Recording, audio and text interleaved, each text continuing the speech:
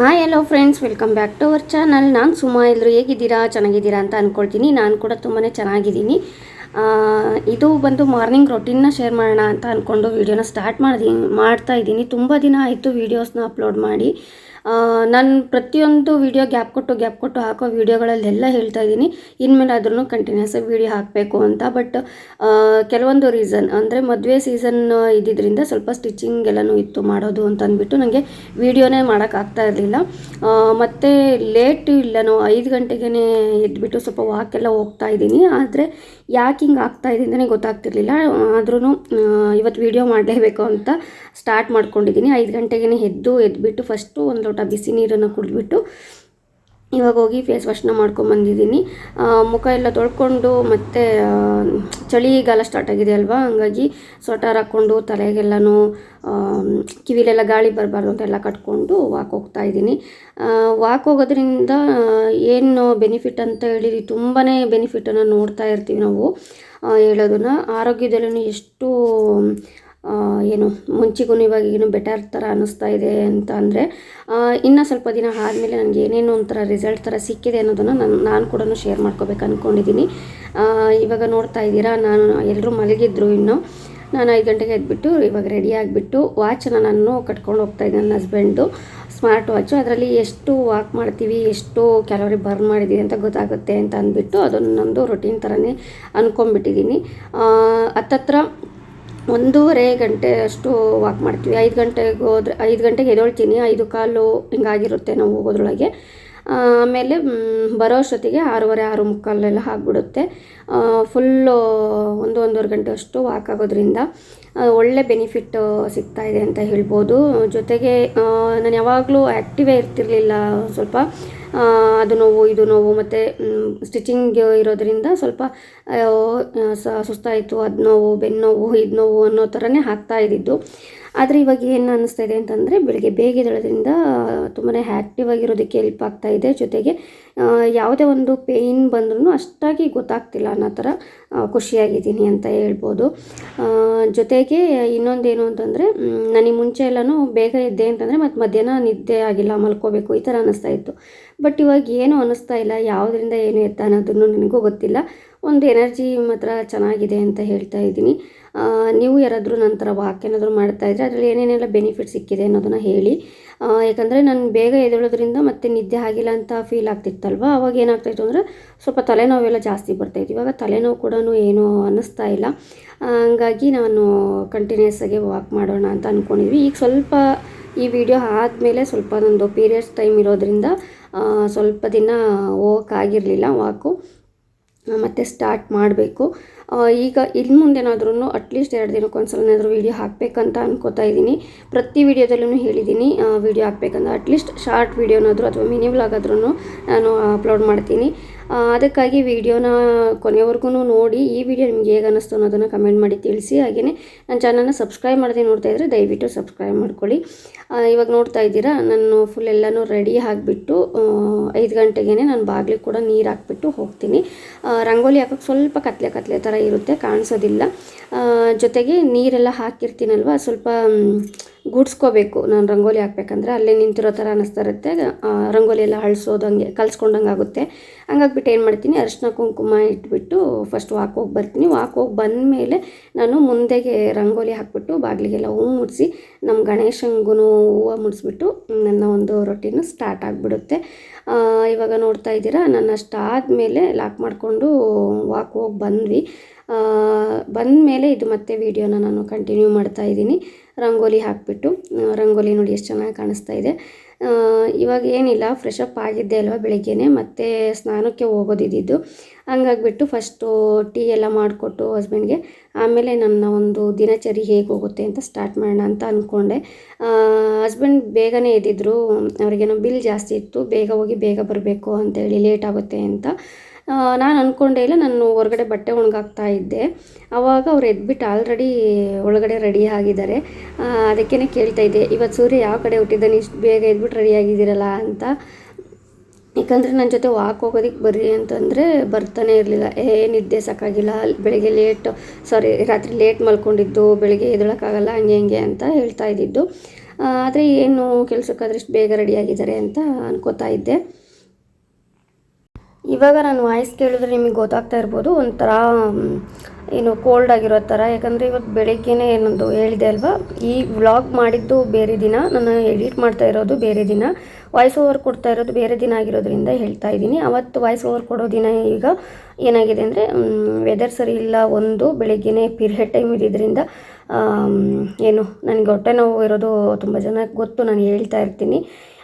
ಅದರಿಂದಾಗಿ ಬೆಳಿಗ್ಗೆನೇ ಎದ್ಬಿಟ್ಟು ಹತ್ತಿದ್ದಾಯಿತು. ಹತ್ತಿದ ತಕ್ಷಣವೇ ಜೋರು ಕೆಮ್ಮೆಲ್ಲ ಸ್ಟಾರ್ಟ್ ಆಗಿಬಿಡ್ತು. ಅದರಿಂದಾಗಿ ವಾಯ್ಸ್ ಒಂಥರ ಕೊರ ಅನ್ನೋ ಥರ ಆಗಿಬಿಟ್ಟಿದೆ ಅಂತ ಹೇಳ್ಬೋದು. ಅದಕ್ಕೆ ಸಾರಿ ಕೇಳ್ತೀನಿ. ಏನಾದರೂ ಸರಿ ಇಲ್ಲ ಅಂತ ಅನಿಸಿದ್ರೆ ದಯವಿಟ್ಟು ಅಡ್ಜಸ್ಟ್ ಮಾಡ್ಕೊಳ್ಳಿ, ಏನು ಅಂದ್ಕೋಬೇಡಿ. ಇವಾಗ ಬಟ್ಟೆ ಎಲ್ಲ ಒಣಗಾಕಿ ಬೆಳಿಗ್ಗೆನೇ ಬೇಗ ಎದ್ದೊಳೋದ್ರಿಂದ ಇಷ್ಟೆಲ್ಲ ಕೆಲಸಗಳು ಎಷ್ಟು ಬೇಗ ಮುಗಿಯುತ್ತೆ ಅಂದರೆ, ಮತ್ತು ಟೈಮ್ ಹೋಗೋದು ಕೂಡ ಗೊತ್ತಾಗೋದಿಲ್ಲ. ಎಷ್ಟು ಬೇಗ ಇದ್ರೂ ಕೆಲಸನೇ ಆಗಲಿಲ್ಲಲ್ಲ ಅಂತಲೂ ಅನ್ನಿಸ್ತಾ ಇರುತ್ತೆ. ಯಾಕಂದರೆ ಈಗ ನೋಡ್ತಾ ಇದ್ದೀರಾ, ನಾನು 6:30ಗೆ ಬಂದಿದ್ದು, ಆಲ್ರೆಡಿ 7 ಹಾಗೇ ಹೋಯಿತು. ಟೈಮ್ ಕಾಣಿಸುತ್ತೆ ನೋಡಿ ನಾನು ವೀಡಿಯೋ ಮಾಡುವಾಗ. ನನ್ನ ಹಸ್ಬೆಂಡಿಗೆ ಹೇಳ್ತಾ ಇದ್ದೆ ಅದನ್ನೇ, ಏನು ಇವತ್ತು ಇಷ್ಟು ಬೇಗ ಇದ್ದೀರಾ ಅಂತೇಳಿ, ಯಾವ ಕಡೆ ದೇವ್ರು ಮಾಡಿದೆ ಅಂತ. ಯೂನಿಫಾರ್ಮ್ ಎಲ್ಲ ಹಾಕ್ಕೊಂಡು ಆಲ್ರೆಡಿ ಮುಖ ಎಲ್ಲ ತೊಳ್ಕೊಂಡು ರೆಡಿಯಾಗಿಬಿಟ್ಟಿದ್ದಾರೆ. ಅದನ್ನೇ ಕೇಳ್ತಾ ಇದ್ದೆ. ಟೈಮ್ ಬಂದು 7:15 ಆಗಿದೆ, ನೋಡ್ತಾ ಇದ್ದೀರಾ. ಇವಾಗ ನಾನು ಮತ್ತೆ ನೆಕ್ಸ್ಟ್ ಏನೇನು ಕೆಲಸಗಳಿದೆ ಅದನ್ನೆಲ್ಲನೂ ಮುಗಿಸ್ಕೋಬೇಕು. ಇವತ್ತು ಬ್ರೇಕ್ಫಾಸ್ಟ್ಗೆ ನಾನು ರೊಟ್ಟಿ ತರಿಸಿದ್ದೆ ನಿನ್ನೆ ಸಂಜೆ. ಅದೇ ರೊಟ್ಟಿನ ಪಲ್ಯ ಮಾಡಿಬಿಡೋಣ, ಅದಕ್ಕೆ ಬದನೆಕಾಯಿ ಇದ್ದವು ಅಂತೇಳಿ ಬದನೆಕಾಯಿ ಪಲ್ಯ ಮಾಡಿದ್ದೆ. ಸಖತ್ ಟೇಸ್ಟಿಯಾಗಿ ಬಂದಿತ್ತು. ಇದಕ್ಕೆ ಪಲ್ಯದ ಪೌಡರ್ನ ನಾನು ಯೂಸ್ ಮಾಡಿಲ್ಲ, ಹಾಗೇ ಮಾಡಿದ್ದೆ ಸಿಂಪಲ್ಲಾಗಿ. ಆ ರೆಸಿಪಿನ ಶೇರ್ ಮಾಡ್ತೀನಿ, ಕೊನೆವರೆಗೂ ನೋಡಿ, ನಿಮ್ಗೆ ಇಷ್ಟ ಆಗ್ಬೋದು. ಅದೇ ಥರನೇ ಸಿಂಪಲ್ಲಾಗಿ ಮಾಡ್ಕೊಳ್ಳಿ. ನಿಮಗೆ ಸಿಂಪಲ್ಲಾಗಿ ಮಾಡಿಕೊಂಡು ಒಂದು ಸಲ ಕಮೆಂಟಲ್ಲಿ ತಿಳಿಸಿ ಹೇಗಿತ್ತು, ಟೇಸ್ಟ್ ಹೇಗೆ ಬಂತು ಅಂತ. ನಾನು ಕೂಡ ಕಾಯ್ತಾ ಇರ್ತೀನಿ, ಓಕೆನಾ. ಇವಾಗ ಏನಿಲ್ಲ, ಒಂದು 2 ಸ್ಪೂನಷ್ಟು ಎಣ್ಣೆ ಹಾಕ್ಕೊಂಡಿದ್ದೀನಿ, ಸ್ವಲ್ಪ ಸಾಸಿವೆ ಹಾಕ್ಕೊಂಡಿದ್ದೀನಿ. ಅದ್ರ ಜೊತೆ ಅದು ಸಿಡಿದ ನಂತರ ನಾನು ಈರುಳ್ಳಿನ ಈ ಥರ ದೊಡ್ಡದಾಗೆ ಕಟ್ ಮಾಡ್ಕೊಂಡಿದ್ದೀನಿ. ಈಗ ಚಿಕ್ಕದಾಗಿ ಕಟ್ ಮಾಡಿಕೊಂಡ್ರೂ ಓಕೆ, ನಿಮಗೆ ಹೇಗೆ ಬರುತ್ತೆ ಅಥವಾ ಹೇಗೆ ಅನಿಸುತ್ತೆ ಚೆನ್ನಾಗಿರುತ್ತೆ ಅಂತ ಅನಿಸುತ್ತಲ್ವ, ಆ ಥರನೇ ಕಟ್ ಮಾಡ್ಕೊಂಡು ಹಾಕ್ಕೋಬೋದು. ಇವಾಗ ಸ್ವಲ್ಪ ಈರುಳ್ಳಿ ಜಾಸ್ತಿನೇ ತೊಗೊಂಡಿದ್ದೆ, ಯಾಕಂದರೆ ಬದನೆಕಾಯಿ ಸ್ವಲ್ಪ ಕಡಿಮೆ ಅಂತ ಅನ್ನಿಸ್ತು, ಪಲ್ಯ ಸಾಕಾಗಲ್ಲ ಅಂತ ಈರುಳ್ಳಿ ಮತ್ತು ಟೊಮೊಟೊ ಜಾಸ್ತಿನೇ ತೊಗೊಂಡಿದ್ದೀನಿ. ತರಕಾರಿ ಜಾಸ್ತಿ ಇತ್ತು ಅಂತಂದರೆ ಒಂದೇ ಒಂದು ಈರುಳ್ಳಿ, 2 ಟೊಮೊಟೊ ಹಾಕಿದ್ರೆ ಸಾಕಾಗುತ್ತೆ. ಇವಾಗ ಈರುಳ್ಳಿ ಸ್ವಲ್ಪ ಚೆನ್ನಾಗಿ ಫ್ರೈ ಆದಮೇಲೆ ಇಲ್ಲಿ ನಾನು ಇವಾಗ ಒಂದು 3 ಟೊಮೊಟೊ ತೊಗೊಂಡಿದ್ದೀನಿ. ಅದನ್ನು ಹಾಕಿ ಸ್ವಲ್ಪ ಟೊಮೊಟೊನು ಸ್ವಲ್ಪ ದೊಡ್ಡದಾಗೇ ಕಟ್ ಮಾಡ್ಕೊಂಡಿದ್ದೀನಿ. ಅದು ದೊಡ್ಡದಾಗೇ ಸಿಕ್ಕಿದ್ರೇ ಒಂದು ಸ್ವಲ್ಪ ಚೆನ್ನಾಗಿ, ಫುಲ್ಲೆಲ್ಲ ಮೆತ್ತು ಹಾಕಿದರೆ ಅಷ್ಟು ಚೆನ್ನಾಗಿರಲ್ಲ. ಆದರೆ ಬದನೆಕಾಯಿ ಬೇಗನೆ ಬೆಂದೋಗುತ್ತೆ, ಗೊತ್ತಲ್ವ ನಿಮಗೆ. ಹಂಗಾಗಿಬಿಟ್ಟು ನಾನೆಲ್ಲ ಸ್ವಲ್ಪ ದೊಡ್ಡದಾಗಿ ಕಟ್ ಮಾಡ್ಕೊಂಡಿದ್ದೀನಿ. ಇವಾಗ ಬದನೆಕಾಯಿ ಕೂಡ ಕಟ್ ಮಾಡಿ ನೀರೆಲ್ಲ ಹಾಕಿಟ್ಟಿದ್ದೆ. ಅದೆಷ್ಟು ಒಂಥರ ಏನೋ ಅಂತಾರಲ್ಲ, ಅದು ಎಲ್ಲ ಬಿಟ್ಕೊಂಡಿದೆ ನೋಡಿ. ಅದು ಬದನೆಕಾಯಿನ ಕಟ್ ಮಾಡಿ ಹಾಕ್ಕೊಳ್ಳುವಾಗ ನಾವು ನೀರಲ್ಲಿ ಸ್ವಲ್ಪ ಉಪ್ಪು ಮತ್ತು ರಾಗಿ ಹಿಟ್ಟನ್ನು ಹಾಕ್ಕೊಂಡ್ರೆ ಇನ್ನೂ ಚೆನ್ನಾಗಿ ಅದು ಇದು ಬಿಟ್ಕೊಳ್ಳುತ್ತೆ, ಆವಾಗ ಟೇಸ್ಟು ಚೆನ್ನಾಗಿರುತ್ತೆ. ನಾನಿಲ್ಲಿ ಇವತ್ತು ಅರ್ಜೆಂಟ್ ಮಾಡೋದ್ರಿಂದ ಸ್ವಲ್ಪ ಬರೀ ಉಪ್ಪು ಮಾತ್ರನೇ ಹಾಕ್ಕೊಂಡು ವಾಶ್ ಮಾಡಿದ್ದೀನಿ. ಅದಾದಮೇಲೆ ಒಂದೇ ಒಂದು ದೊಡ್ಡದು ಆಲೂಗಡ್ಡೆ ಇತ್ತು, ಅದನ್ನು ಹಾಕ್ಬಿಡೋಣ ಅದರೊಳಗಡೆ, ಚೆನ್ನಾಗಿರುತ್ತೆ ಅಂತ ಇವಾಗ ಅದನ್ನು ಕೂಡ ವಾಶ್ ಮಾಡಿಕೊಂಡು ಚಿಕ್ಕದಾಗಿ ಕಟ್ ಮಾಡಿ ಹಾಕ್ತಾಯಿದ್ದೀನಿ. ಇದಿಷ್ಟೇ. ಮತ್ತು ನೀವು ಇದ್ರ ಜೊತೆ ಬೇರೆ ತರಕಾರಿ ಯಾವುದಾದ್ರೂ ಇತ್ತು ಅಂದ್ರೂ ಆ್ಯಡ್ ಮಾಡ್ಬೋದು. ನನಗೆ ಸದ್ಯಕ್ಕೆ ಇದ್ದಿದ್ದು ತರಕಾರಿ, ಜೊತೆಗೆ ಅದು ಬದನೆಕಾಯಿ ಇರಲಿಲ್ಲ. ಇಲ್ಲೇ ಮನೆ ಹತ್ರ ಮಾರ್ಕೊಂಬರ್ತಾರಲ್ವ, ಅವ್ರ ಹತ್ರನೇ ಅವಾಗ ತೊಗೊಂಡು ಫ್ರೆಶ್ಶಾಗಿ ಮಾಡ್ತಾಯಿದ್ದೀನಿ. ಸಖತ್ ಟೇಸ್ಟಿಯಾಗಿ ಬಂದಿತ್ತು ಪಲ್ಯ. ಇದೆಲ್ಲನೂ ಹಾಕಿ ಚೆನ್ನಾಗಿ ಮಿಕ್ಸ್ ಮಾಡಿ, ಆ ತರಕಾರಿ ಏನು ಮುಳುಗೋಷ್ಟು ಮಾತ್ರನೇ ನೀರು ಹಾಕ್ಕೊಳ್ಳಿ, ಜಾಸ್ತಿ ನೀರು ಹಾಕ್ಕೊಳಕ್ಕೆ ಹೋಗಬೇಡಿ.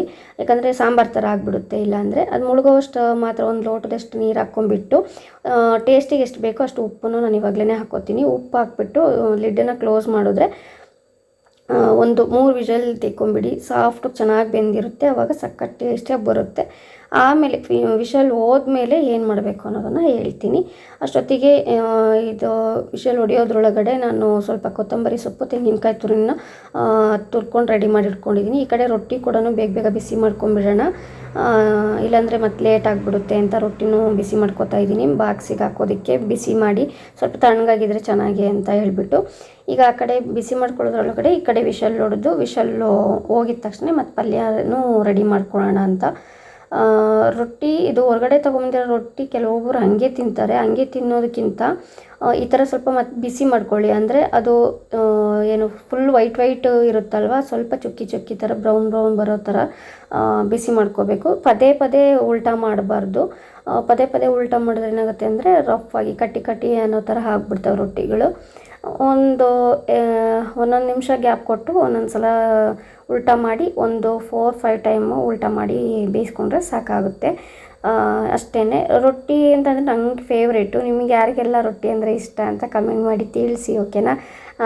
ಯಾಕಂದರೆ ರೊಟ್ಟಿಲಿ ವೆರೈಟಿ ಮಾಡ್ತಾರೆ. ನನಗೆ ಯಾವ ರೊಟ್ಟಿನೂ ಮಾಡೋದಕ್ಕೆ ಅಡ್ಜಸ್ಟೇ ಆಗ್ತಿಲ್ಲ, ಯಾವುದೂ ಅಷ್ಟು ಚೆನ್ನಾಗಿ ಬರ್ತಾನೆ ಇಲ್ಲ ಅಂತ ಹೇಳ್ಬೋದು. ಹಾಗಾಗಿ ರೆಡಿ ರೊಟ್ಟಿನೇ ತರಿಸ್ಕೊಂಡು ಅವಾಗವಾಗ ತಿಂತಾ ಇರ್ತೀನಿ. ಯಾಕಂದರೆ ರೊಟ್ಟಿ ನಮ್ಮ ಕಡೆ ಎಲ್ಲನೂ ಅನ್ನ ಹಾಕಿ ಮಾಡ್ತಾರೆ, ಹಂಗಾಗಿ ಅದು ಬರೋದಿಲ್ಲ ನನಗೆ. ಅದಕ್ಕಾಗಿ ನಾನು ರೆಡಿನೇ ತರಿಸ್ಕೊಳ್ಳೋದು. ಚಪಾತಿ ಮಾತ್ರನೇ ಮಾಡ್ತಾಯಿರ್ತೀನಿ ಅವಾಗವಾಗ ಮನೆಯಲ್ಲಿ. ಇವಾಗ ರೊಟ್ಟಿ ಎಲ್ಲ ಸುಟ್ಕೊಂಡಿದ್ದಾಯಿತು. ಪಲ್ಯ ಕೂಡ ನೋಡ್ತಾ ಇದ್ದೀರಾ, ವಿಷಲೆಲ್ಲ ಹೊಡೆದು ಹೋಗಿ ಇವಾಗ ನಾನು ಅದು ಲಿಡ್ಡನ್ನು ಓಪನ್ ಮಾಡಿ ನಾನು ಏನೇನು ಹಾಕ್ಕೊಳ್ತಾ ಇದ್ದೀನಿ ಅಂತ ತೋರಿಸ್ತಾ ಇದ್ದೀನಿ. ಇವಾಗ ಕೊತ್ತಂಬರಿ ಸೊಪ್ಪು ಮತ್ತು ಕಾಯಿ ತುರಿ ರೆಡಿ ಮಾಡಿಟ್ಕೊಂಡಿದ್ದೆ ಅಲ್ವಾ, ಅದನ್ನು ಕೂಡ ಹಾಕಿದ್ದೀನಿ. ಅದನ್ನು ಹಾಕಿ ನೆಕ್ಸ್ಟ್ ಅದಕ್ಕೆ ಖಾರದ ಪುಡಿ ಮಿಕ್ಸ್ ಇರುವಂಥದ್ದು ಸಾಂಬಾರು ಪುಡಿ ಇದು ಯಾವುದೋ ಬೇರೆ ಕಂಪ್ನಿ. ನಾನು ಯಾವಾಗಲೂ ತೇಜು ಸಾಂಬಾರು ಪೌಡರ್ ಯೂಸ್ ಮಾಡ್ತಾಯಿದ್ದಿದ್ದು. ಇದು ಯಾವುದೋ ಬೇರೆ ಕಂಪ್ನಿ ತೊಗೊಂಡಿದ್ದೆ, ನಂಗೆ ಅಷ್ಟು ಇಷ್ಟ ಆಗಿರಲಿಲ್ಲ. ಸದ್ಯ ಖಾಲಿಯಾಗಕ್ಕೆ ಬಂದಿದೆ ಅನ್ನೋದೊಂದು ಖುಷಿ. ಟೇಸ್ಟ್ ಅದ್ರದ್ದು ಸಾಂಬಾರು ಪುಡಿದು ಟೇಸ್ಟ್ ನಂಗೆ ಇಷ್ಟ ಆಗ್ತಿರಲಿಲ್ಲ, ಬಟ್ ಸಾಂಬಾರು ಸ್ವಲ್ಪ ಪರವಾಗಿಲ್ಲ, ತಿನ್ಬೋದು, ಆ ಥರ ಇದೆ. ನೀವು ಕೂಡ ಎಲ್ಲ ಸಾಂಬಾರಿಗೂ ಯೂಸ್ ಮಾಡೋದು ಬರುತ್ತಲ್ವ, ಅದೇ ಸಾಂಬಾರು ಪುಡಿನ ಹಾಕ್ಕೊಂಡು ಈ ರೀತಿ ಮಿಕ್ಸ್ ಮಾಡಿಕೊಂಡು ಒಂದು 2 ಸೆಕೆಂಡ್ ಕುದಿಸ್ಕೊಂಡ್ರೆ ಪಲ್ಯ ರೆಡಿ ಆಗುತ್ತೆ. ಪಲ್ಯ ರೆಡಿ ಆದಮೇಲೆ ನಾನು ಬಾಕ್ಸಿಗೆ ಹಾಕಿ ಬಿಡ್ತಾ ಇದ್ದೀನಿ. ಸ್ವಲ್ಪ ತಣ್ಣಗಾಗಬೇಕಲ್ವ ಮುಚ್ಚೋದಕ್ಕೆ. ಮುಚ್ಚಳ ಬಿಸಿ ಇರುವಾಗಲೇ ಮುಚ್ಚಿಬಿಟ್ರೆ ಎಷ್ಟು ಟೈಟಾಗಿರುತ್ತೆ ಅಂದರೆ ತೆಗಿಯೋಕ್ಕೆ ಬರೋಲ್ಲ, ಆಮೇಲೆ ಮಕ್ಳಿಗೆ ತುಂಬಾ ಕಷ್ಟ ಆಗಿಬಿಡುತ್ತೆ. ಇದೊಂದು ಕಾರಣಕ್ಕೋಸ್ಕರನೇ ಬೇಗ ಅಡುಗೆ ಮಾಡ್ಕೋಬೇಕು ಅಂತ ಅನ್ನಿಸ್ತಾ ಇರುತ್ತೆ. ನಿಮಗೂ ಈ ಥರ ಆಗಿದೆಯಾ ಅನ್ನೋದನ್ನು ತಿಳಿಸಿ. ಇವಾಗ ನೋಡ್ತಾ ಇದ್ದೀರಾ ಬಾಕ್ಸು ಮತ್ತು ರೊಟ್ಟಿನೂ ಹಾಕ್ಬಿಟ್ಟು ದೊಡ್ಡ ಬಾಕ್ಸು ಪಲ್ಯ ಎಲ್ಲನೂ ರೆಡಿ ಮಾಡಿ ವಾಟರ್ ಬಾಟಲ್ಗೆಲ್ಲ ನೀರು ತುಂಬಿ ಬೇಗನೆ ಲಂಚೆಲ್ಲನೂ ರೆಡಿ ಮಾಡಿದೆ. ನಾನು ಯಾವಾಗಲೂ ಈ ರೊಟೀನ್ ಏನಿದೆ ಇದನ್ನೆಲ್ಲನೂ ವಿಡಿಯೋ ಮಾಡುವಾಗ ಸ್ವಲ್ಪ ಫಾಸ್ಟಲ್ಲಿ ಇಡ್ತಾ ಇದ್ದೆ, ಹೌದಾ? ಯಾಕಂದರೆ ನಾನು ಬರೀ ಇದೇ ಕೆಲಸ ಮಾಡ್ದಂಗೆ ಅನಿಸುತ್ತೆ ಅಂತ. ಇವತ್ತು ನಾನು ತುಂಬ ಫಾಸ್ಟ್ ಮಾಡಿಲ್ಲ ವಿಡಿಯೋನ, ಯಾಕಂದರೆ ನನ್ನ ರೊಟೀನ್ ಏನಿದೆ ಅದೆಲ್ಲನೂ ಕ್ಲಿಯರಾಗಿ ಮತ್ತು ಎಕ್ಸ್ಪ್ಲೇನ್ ಮಾಡೋದಕ್ಕೆ ಆಗ್ತಿರ್ಲಿಲ್ಲ ಅಲ್ವಾ, ಹಂಗಾಗಿ ಇಲ್ಲಿ ಎಕ್ಸ್ಪ್ಲೇನ್ ಮಾಡೋದಕ್ಕೆ ಸ್ವಲ್ಪ ಟೈಮ್ ಬೇಕಾಗುತ್ತೆ. ಅದನ್ನು ವೀಡಿಯೋ ಫಾಸ್ಟ್ ಮಾಡೋದ್ರಿಂದ ನಾನೇನು ಅನ್ಕೋತೀನಿ ಅದನ್ನು ನಾನು ಹೇಳೋದಕ್ಕಾಗಲ್ಲ ಅಂತ ಅಂದ್ಬಿಟ್ಟು ಇವಾಗ ಬೇಗ ಲಂಚ್ ಬ್ಯಾಗ್ ಕೂಡ ರೆಡಿ ಆಯಿತು. ಬಾಟಲಿಗೆ ನೀರು ತುಂಬಿಸಿ ಇಟ್ಟರೆ ಅಮ್ಮು ಬ್ಯಾಗಲ್ಲೇ ಹಿಡ್ಕೊಂಡ್ಬಿಡ್ತಾಳೆ ಬಾಟಲ್ನ. ಅಪ್ಪುಗೆ ಮಾತ್ರ ನಾನು ಲಂಚ್ ಬ್ಯಾಗಲ್ಲಿ ಹಾಕ್ಬಿಡ್ತೀನಿ. ಯಾಕಂದರೆ ಅಪ್ಪುದು ಬ್ಯಾಗಲ್ಲಿ ವಾಟರ್ ಬಾಟಲ್ ಇಟ್ಕೊಳ್ಳೋದು ಪರದೆ ಥರ ಕೊಟ್ಟಿರ್ತಾರಲ್ವ, ಅದು ಕಿತ್ತೋಗ್ಬಿಟ್ಟಿದೆ. ಹಂಗಾಗಿ ಇವಾಗ ಆಲ್ಮೋಸ್ಟ್ ಎಲ್ಲ ರೆಡಿ ಆಯಿತು, ತಿಂಡಿ ಎಲ್ಲ ರೆಡಿ ಆಯಿತು, ಮಕ್ಕಳಿಗೂ ಹಾಕ್ಕೊಡೋದಕ್ಕೆ ರೆಡಿ ಆಯಿತು. ನಾನು ಬೇಗ ಕಸ ಗುಡಿಸ್ಕೊಂಡು ಮನೆ ಒರೆಸ್ಕೊಂಡು ಪೂಜೆ ಕೂಡ ಮಾಡೋದಿದೆ. ಹಂಗಾಗಿ ಏನು ಅಂತಂದರೆ ನನ್ನ ಮಗಳು ಸ್ನಾನ ಮಾಡ್ಕೊಂಡು ಬಂದಮೇಲೆ ಇವಾಗ ನಾನು ಸ್ನಾನಕ್ಕೆ ಹೋಗಬೇಕಿತ್ತು. ಅವಳಿಗೆ ಫಸ್ಟ್ ತಲೆ ಬಾಚಿನೇ ಹೋಗ್ಬಿಟ್ರೆ ನಂದು ಅದೊಂದು ಕೆಲಸ ಮುಗ್ದೋಗುತ್ತೆ ಅಂತ ಅಂದ್ಬಿಟ್ಟು, ಯಾಕಂದರೆ ಇನ್ನು ಬೇರೆ ಕೆಲಸ ಎಲ್ಲನೂ ಮಕ್ಕಳೇ ಮಾಡ್ಕೊಂಡ್ಬಿಡ್ತಾರೆ, ರೆಡಿ ಆಗೋದು ಎಲ್ಲನೂ. ಇನ್ಯಾವುದೂ ನಮಗೆ ಟೆನ್ಷನ್ ಇರೋದಿಲ್ಲ. ಲಂಚ್ ಬ್ಯಾಗ್ ಒಂದು ರೆಡಿ ಆಗಿಬಿಟ್ರೆ ಅವಳಿಗೆ ತಲೆ ಒಂದು ಬಾಚಿಬಿಟ್ರೆ ನಾನು ಹೋಗಿಲ್ಲ ಬಿಟ್ಟು ಬರೋಕ್ಕೆ ಅಂದ್ರೂ ಅವ್ರು ಹೋಗ್ಬಿಡ್ತಾರೆ. ಹಂಗಾಗಿ ಇವಾಗ ಬೇಗ ಎಲ್ಲ ರೆಡಿ ಮಾಡಿಬಿಟ್ಟು ನಾನು ಬೇಗ ಕಸ ಗುಡಿಸ್ಕೊಂಬಿಡೋಣ ಅಂತ ಗುಡಿಸ್ಕೊತಾ ಇದ್ದೀನಿ. ಕಸ ಗುಡಿಸಿ ನಾನು ಅವಳಿಗೆ ತಲೆ ಬಾಚಿಬಿಟ್ಟು ಒಂಚೂರು ನೆಲ ಒರೆಸ್ಕೊಡೋಮು, ನನಗೂ ಲೇಟ್ ಆಗಿಬಿಡುತ್ತೆ ಅಂತ. ನಾನು ಇವತ್ತು ಹೊರಗಡೆ ಹೋಗೋದಿತ್ತು, ಹಂಗಾಗಿಬಿಟ್ಟು ಬೇಗನೆ ಕೆಲಸನ ಮುಗಿಸ್ಕೊತಾ ಇದ್ದೀನಿ. ಇವತ್ತು ಹಸ್ಬೆಂಡ್ ಕೂಡ ಬೇಗ ಹೋದ್ರಲ್ವ, ಹಂಗಾಗಿ ಸ್ವಲ್ಪ ಬೇಗನೆ ಕೆಲಸ ಆಯಿತು ಅಂತ ಹೇಳ್ಬೋದು. ಅವ್ರು ಮನೇಲಿದ್ದರೆ ಏನಾಗುತ್ತೆ ಅಂತಂದರೆ ಅವ್ರ ಜೊತೆ ಮಾತಾಡ್ಕೊಂಡು ಯಾವುದಾದ್ರೂ ಒಂದು ಏನಾದರೂ ಕಟ್ಟೋದೇನಾದರೂ ಬಂದಿದ್ದರೆ ಅಮೌಂಟು ಪೇ ಮಾಡೋದು, ಈ ಥರದ್ದು ಏನಾದರೂ ಇದ್ದರೆ ಇಷ್ಟು ಅಮೌಂಟ್ ಅಡ್ಜಸ್ಟ್ ಮಾಡಬೇಕು, ಅದಕ್ಕೆ ಹಿಂಗೆ ಮಾಡಬೇಕು, ಇದು ಹಂಗೆ ಮಾಡಬೇಕು ಅಂತ ಮಾತಾಡಿಕೊಂಡು ಹಂಗೆ ಟೈಮ್ ಹೋಗ್ಬಿಡುತ್ತೆ, ಗೊತ್ತೇ ಆಗೋಲ್ಲ ಟೈಮ್ ಆಗೋದು. ಹಂಗಾಗ್ಬಿಟ್ಟು ಅವ್ರು ಹೋದರೆ ನನಗೆ ಬೇಗ ಕೆಲಸಗಳಾಗುತ್ತೆ.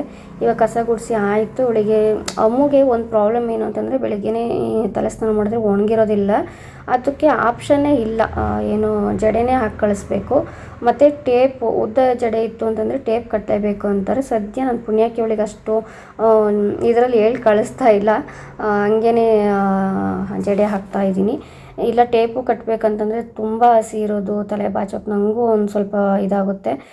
ಏರ್ ಡ್ರೈಯರ್ ಒಂದು ತೊಗೋಬೇಕು ಅಂತ ಅನ್ಕೋತೀನಿ, ಇದೊಂದು ರೀಸನ್ಗೆ. ಯಾಕಂದರೆ ಇವಾಗ ಚಳಿಗಾಲ ಇರೋದ್ರಿಂದ ಹಸಿ ತಲೆನ ಹಂಗೆ ಕಟ್ಟಿ ಕಳಿಸಿದ್ರೆ ಮತ್ತೊಂದು ಪ್ರಾಬ್ಲಮ್ಸ್ ಅಲ್ವಾ ಅಂತ ಅನಿಸ್ತಾ ಇರುತ್ತೆ. ಇವಾಗ ಅದೊಂದು ತೊಗೊಳ್ಬೇಕು ಅನ್ನೋದೊಂದು ಅದೊಂದೇ ಇರೋದು ನನಗೆ ಮೈಂಡಲ್ಲಿ. ಅದರಿಂದ ತುಂಬ ಹೆಲ್ಪ್ ಆಗುತ್ತೆ ಅನ್ಕೋತೀನಿ. But air dryer daily use ಮಾಡಬಾರ್ದು ಅಂತಾರೆ, ಜಾಸ್ತಿ ಯೂಸ್ ಮಾಡಬಾರ್ದು ಅಂತಾರೆ, ಇಲ್ಲಾಂದರೆ ಪ್ರಾಬ್ಲಮ್ ಆಗುತ್ತೆ, ಏರಿಗೆಲ್ಲ ಏರ್ ಫಾಲ್ ಆಗುತ್ತೆ ಅಂತಾರೆ. ಹಂಗಾಗಿ ಸುಮ್ಮನೆ ಇದ್ದೆ ಇಷ್ಟು ದಿನ. ಇದನ್ನೆಲ್ಲ ನೋಡ್ತಾ ಇದ್ದರೆ ಒಂದು ತೊಗೊಬೇಡೋಣ ಅಂತ ಅನ್ನಿಸ್ತಾ ಇದೆ. ತೊಗೊಂಡ್ರೆ ನಾನು ಏನು ಎತ್ತ ಅನ್ನೋದನ್ನು ನಾನು ನಿಮ್ಮ ಜೊತೆ ಶೇರ್ ಮಾಡ್ತೀನಿ, ಓಕೆನಾ. ಇವಾಗ ನಾನು ಕೂಡ ಸ್ನಾನ ಮಾಡ್ಕೊಂಬಂದು ಇವಾಗ ಪೂಜೆಗೆಲ್ಲ ರೆಡಿ ಮಾಡಿಕೊಂಡು ಹೂವು ಎಲ್ಲ ಮುಡಿಸ್ತಾ ಇದ್ದೀನಿ. ಇವತ್ತು ನಮ್ಮ ಮನೆ ಹತ್ರ ದೊಡ್ಡದಾಗಿ ಗಿಡಗಳು ಬೆಳ್ಕೊಂಡ್ಬಿಟ್ಟಿದೆ. ಇದೇಂತ ಚಿಂತಾಮಣಿ ಚಂಡಿ ಹೂವನ ಏನಂತಾರಲ್ಲ ಅದು ಚೆನ್ನಾಗಿ ಬಿಟ್ಟಿತ್ತು, ಸಖತ್ತಾಗಿ ಕಾಣಿಸ್ತಾ ಇತ್ತು ಗಿಡ ತುಂಬ. ಅದನ್ನೆಲ್ಲ ಬಿಡಿಸ್ಕೊಂಬಂದು ಇವತ್ತು ತುಂಬ ಖುಷಿಯಿಂದ ಪೂಜೆನ ಮಾಡ್ತಾಯಿದ್ದೀನಿ. ದಾಸವಾಳ ಸ್ವಲ್ಪ ಕಡಿಮೆ ಇತ್ತು, ಆದ್ರೂ ಈ ಹೂವು ಇತ್ತಲ್ಲ ಹಂಗಾಗಿ ಅಡ್ಜಸ್ಟ್ ಆಗಿಬಿಡ್ತು. ಇವಾಗ ಬೇಗ ಬೇಗ ಪೂಜೆ ಮುಗಿಸ್ಕೊಂಡು ನಾನು ಕೂಡ ಬೇಗನೆ ರೆಡಿಯಾಗಿ ಹೆಂಗೆ ಅಷ್ಟು ಬೇಗ ರೆಡಿ ಮಾಡಿಕೊಂಡ್ರು ನನಗೆ ಅರಿಬರಿನೇ ಆಗೋಯಿತು. ಹೊರಗಡೆ ಹೋಗೋಕ್ಕೆ ರೆಡಿ ಆಗ್ತಿದ್ದೆ ಅಲ್ವಾ, ಹಂಗಾಗಿ ಒಂದೇ ಅವಸರಕ್ಕೆ ಒಂದೇ ಒಂದು ರೊಟ್ಟಿ ತಿಂದ್ಕೊಂಡು ನಾನು ಕೂಡ ರೆಡಿಯಾಗಿ ಹೊರಟಿದ್ದಾಯಿತು. ಇದಾಗಿತ್ತು ನನ್ನ ಇವತ್ತಿನ ವ್ಲಾಗ್ ಅಂತಲೇ ಹೇಳ್ಬೋದು. ನಿಮಗೆ ಹೇಗೆ ಅನ್ನಿಸ್ತು ನನ್ನ ಮಾರ್ನಿಂಗ್ ರೊಟೀನ್ ಅನ್ನೋದನ್ನು ನೀವು ದಯವಿಟ್ಟು ಕಮೆಂಟ್ ಮಾಡಿ ತಿಳಿಸಿ. ಇನ್ಮೇಲೆ ಆದಷ್ಟು ನಾನು ಡೈಲಿ ಆಗಿಲ್ಲ ಅಂದರೆ 2 ಡೇಸ್ಗೆ ಒನ್ಸ್ ಅಥವಾ ಡೈಲಿ ಆದರೆ ಡೈಲಿ ವೀಡಿಯೋನ ನಾನು ಶೇರ್ ಮಾಡೋದಕ್ಕೆ ಟ್ರೈ ಮಾಡ್ತೀನಿ. ಈ ವಿಡಿಯೋ ಇಷ್ಟ ಆಗಿದರೆ ಲೈಕ್, ಶೇರ್, ಕಮೆಂಟ್. ಹಾಗೇನೆ ಏನು ಇಷ್ಟ ಆಯಿತು ಅನ್ನೋದನ್ನು ದಯವಿಟ್ಟು ಕಮೆಂಟ್ ಮಾಡಿ. ನನಗೂ ಕೂಡ ಇಷ್ಟ ಆಗುತ್ತೆ ನಿಮ್ಮ ಕಮೆಂಟನ್ನು ಓದೋದಕ್ಕೆ ಮತ್ತು ರಿಪ್ಲೈ ಮಾಡೋದಕ್ಕೆ, ಓಕೆನಾ. ಅದಕ್ಕಾಗಿ ಹೇಳ್ತಾ ಇದ್ದೀನಿ. ಇದರಲ್ಲಿ ಏನು ಇಷ್ಟ ಆಗಿಲ್ಲ, ಇದನ್ನು ಚೇಂಜ್ ಮಾಡಿಕೊಂಡ್ರೆ ಚೆನ್ನಾಗಿರುತ್ತೆ ಸಿಸ್ಟರ್ ಅಂದ್ರೂ ಕೂಡ ಕಮೆಂಟ್ ಮಾಡಿ ತಿಳಿಸಿ. ನಾನು ಅದನ್ನು ಕೂಡ ತೊಗೋತೀನಿ, ಓಕೆನಾ. ಅದು ಏನು ಸರಿಯಾಗಿಲ್ಲ ಅದನ್ನು ಕೂಡ ನಾನು ಚೇಂಜ್ ಮಾಡ್ಕೊಳ್ಳೋದಕ್ಕೆ ಇಷ್ಟಪಡ್ತೀನಿ, ಓಕೆನಾ. ನಿಮ್ಮ ಒಂದು ಸಪೋರ್ಟ್ ನನಗೆ ತುಂಬಾ ಮುಖ್ಯ. ದಯವಿಟ್ಟು ಸಪೋರ್ಟ್ ಮಾಡಿ. ಹೀಗೇ ನನ್ನ ಒಂದು ಡೈಲಿ ರೊಟೀನ್ ಜೊತೆಗೆ ನಿಮಗೆ ಹೆಲ್ಪ್ ಆಗೋ ಥರ ಬೇರೆ ಬೇರೆ ಒಂದೊಂದು ಏನಾದ್ರೂ ಕಲಿಯುವಂಥದ್ದನ್ನು ತಿಳಿಸ್ಬೇಕು, ಅದನ್ನು ಟ್ರೈ ಮಾಡ್ತೀನಿ, ಓಕೆನಾ. ಹಾಗಾಗಿ ಕೊನೆವರೆಗೂ ಯಾರೆಲ್ಲ ವೀಡಿಯೋ ನೋಡಿದ್ದೀರಾ ಅವರೆಲ್ಲರಿಗೂ ಥ್ಯಾಂಕ್ಸ್ ಹೇಳ್ತಾ ಇವತ್ತಿನ ವೀಡಿಯೋನ ಇಲ್ಲಿಗೆ ಎಂಡ್ ಮಾಡಬೇಕಂತ ಅಂದ್ಕೊಂಡಿದ್ದೀನಿ. ಮತ್ತು ಒಬ್ಬರಿಗೆ ನನ್ನ ಒಂದು ಪೂಜೆ ಮಾಡುವಂಥ ವ್ಲಾಗು ಇಷ್ಟ ಆಗ್ತಾಯಿತ್ತು, ಕಮೆಂಟ್ ಮಾಡ್ತಾಯಿದ್ರು ಈ ವಿಡಿಯೋಸ್ನ ಮಿಸ್ ಮಾಡ್ಕೋತೀನಿ, ಅದೇ ವಿಡಿಯೋಸ್ನ ಹಾಕಿ ಅಕ್ಕ ಅಂತ. ಇನ್ಮೇಲೆ ಆದಷ್ಟು ನಾನು ಶೇರ್ ಮಾಡೋದಕ್ಕೆ ಟ್ರೈ ಮಾಡ್ತೀನಿ. ನಿಮಗೆ ಬೇರೆ ಮತ್ತೆ ಯಾವ ಥರ ವೀಡಿಯೋಸ್ ಬೇಕು ಅನ್ನೋದನ್ನು ಕಮೆಂಟಲ್ಲಿ ತಿಳಿಸಿ. ನಾನು ಕೂಡ ಈ ಥರ ವೀಡಿಯೋ ಮಾಡಿದ್ರೆ ಇಷ್ಟ ಆಗುತ್ತೆ ಅಂದರೆ ಅದೇ ಥರ ಮಾಡೋಣ ಅಂತ ಅಂದ್ಕೊಳ್ತೀನಿ, ಮತ್ತು ಮಾಡೋದಕ್ಕೂ ಟ್ರೈ ಮಾಡ್ತೀನಿ. ಇವಾಗ ನಾನು ಬೇಗ ಬೇಗ ತಿನ್ಕೊಳ್ಳೋ ಅಷ್ಟೊತ್ತಿಗೆ ನನ್ನ ಮಗ ಡೋರೆಲ್ಲ ಕ್ಲೋಸ್ ಮಾಡಿ ಲೈಟೆಲ್ಲ ಆಫ್ ಮಾಡಿ ಇವಾಗ ಬೇಗ ರೆಡಿಯಾಗಿ ಅವ್ರು ಕೂಡ ಶೂ ಸಾಕ್ಸ್ ಎಲ್ಲನೂ ಹಾಕ್ಕೊಳ್ಳೋ ಅಷ್ಟೊತ್ತಿಗೆ ನಾನು ಕೂಡ ರೆಡಿ ಆದೆ. ಇದಾಗಿತ್ತು ಇವತ್ತಿನ ವೀಡಿಯೋ. ಸಿಗ್ತೀನಿ ನೆಕ್ಸ್ಟ್ ವೀಡಿಯೋದಲ್ಲಿ. Take care.